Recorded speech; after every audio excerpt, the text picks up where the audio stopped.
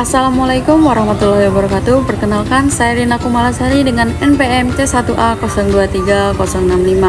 Baiklah, dalam video ini saya akan sedikit menjelaskan mengenai kajian singkat eksternalitas yang terjadi di sekitar saya ataupun di Provinsi Bengkulu. Yang pertama itu ada kebakaran hutan dan lahan atau karhutla di Kabupaten Bengkulu Utara dan Kepahyang. Peristiwa ini terjadi pada tahun 2023. Tercatat sebanyak 107 kejadian kebakaran hutan di Kota Bengkulu dengan total lahan yang terbakar mencapai ratusan hektar. Kebakaran terjadi di berbagai lokasi, termasuk perkebunan milik PT PN Ketahun di Kabupaten Bengkulu Utara dan di Desa Cintomandi Baru di Kabupaten Kepahyang. Eksternalitas yang diakibatkan dari kebakaran ini adalah polusi udara akibat asap kebakaran, menyebabkan gangguan kesehatan pada masyarakat sekitar, seperti sesak napas dan penyakit pernapasan lainnya.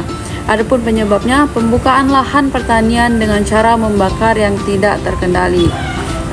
Ada solusi dari permasalahan ini. Yang pertama itu meningkatkan pengawasan dan penegakan hukum terhadap praktik pembakaran lahan ilegal.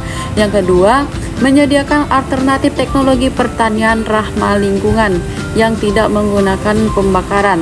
Yang ketiga, melakukan sosialisasi kepada masyarakat tentang bahaya dan dampak negatif dari kebakaran lahan. Yang kedua ini selanjutnya ada pencemaran laut oleh limbah industri di Kabupaten Bengkulu. Peristiwa ini terjadi di Pantai Tapak Padri di Kota Bengkulu, tercemar oleh limbah industri, termasuk sampah plastik dan limbah dari usaha peternakan dan perikanan. Sampah plastik yang dibuang ke laut menyebabkan pencemaran lingkungan pesisir laut. Ini berasal dari e-Jurnal Indonesia.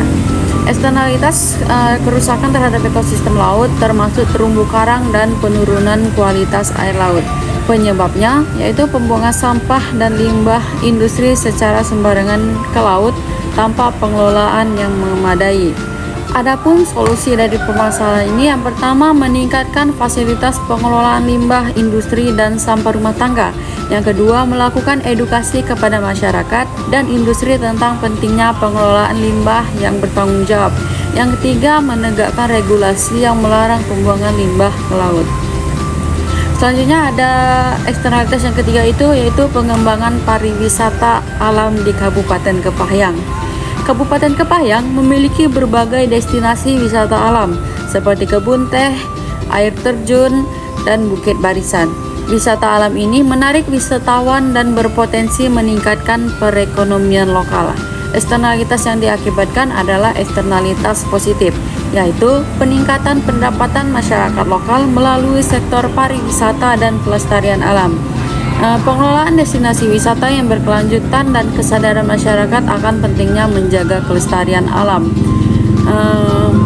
Adapun solusi untuk mengembangkannya ini, yang pertama itu mengembangkan pariwisata berbasis ekowisata yang melibatkan masyarakat lokal.